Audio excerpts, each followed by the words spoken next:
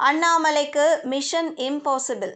OPS உங்களுக்கு, எடப்பாடி அவருக்கு. Area பிடித்து கொடுத்த அமித்ஷா. 2026 சட்டமன்ற தேர்தலை முன்னிட்டு அதிமுக பாஜக கூட்டணியை வலுப்படுத்த வேண்டும் என விரும்புகிறார் அமித்ஷா. ஆனால் ஓபிஎஸ் டிடிவி தினகரனை கூட்டணியில் சேர்க்க முடியாது என பிடிவாதமாக இருக்கிறார் எடப்பாடி பழனிசாமி.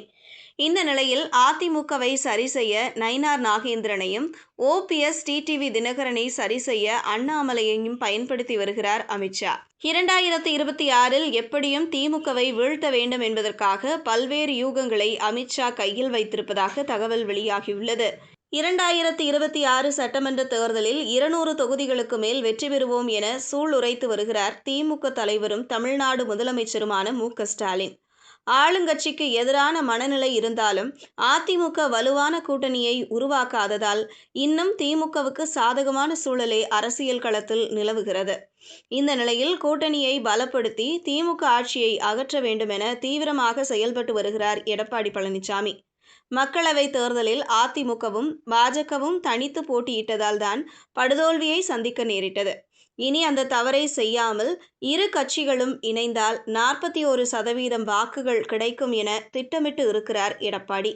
அதனால்தான் பாஜகவுடன் கூட்டணி சேர்ந்தார். கடந்த காலங்களில் கூட்டணியில் இருந்த பாமக, தேமுதிக உடனும் பேச்சுவார்த்தை நடைபெற்று வருகிறது.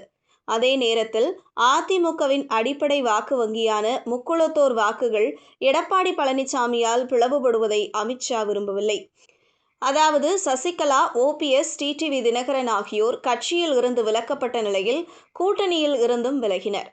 இதனால் அதிமுகவின் வாக்கு வங்கி கடுமையாக சரிவடையும் என்பதுதான் அமித்ஷாவின் கணக்கு. இந்த நிலையில் ஓபிஎஸ், டிடிவி தினகரனை கூட்டணியில் அனுமதிக்க முடியாது என சொல்லி வருகிறார் எடப்பாடி பழனிசாமி.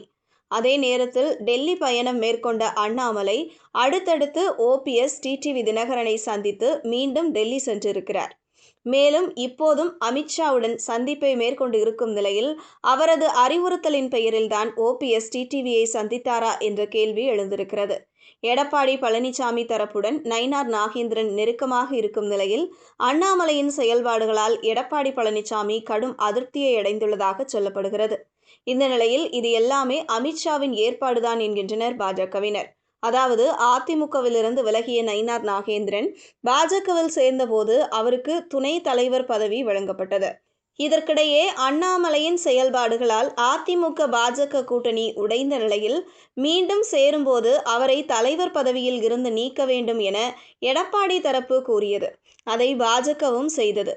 இதனால் கடந்த சில மாதங்களாக தீவிர அரசியலில் இருந்து ஒதுங்கி இருந்தாலும் மறைமுகமாக பாஜக தலைமை கொடுத்த வேலைகளை கச்சிதமாக முடித்து வந்தார் அண்ணாமலை. அப்படித்தான் தேசிய ஜனநாயக கூட்டணியில் மீண்டும் ஓபிஎஸ், டிடிவி தினகரனை சேர்க்கும் முயற்சியை அண்ணாமலை மேற்கொண்டு வருகிறார்.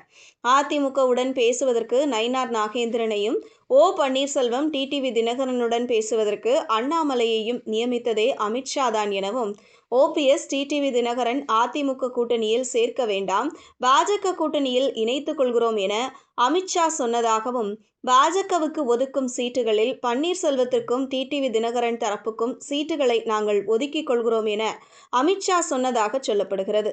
இது மட்டுமல்ல, மேலும் பல திட்டங்களை அனுப்பி இருப்பதாகவும், வரும் காலங்களில் ஒவ்வொன்றாக அண்ணாமலை மூலம் அதனை வெளிப்படுத்துவார் என்கின்றனர் விவரம் அறிந்த பாஜகவினர்.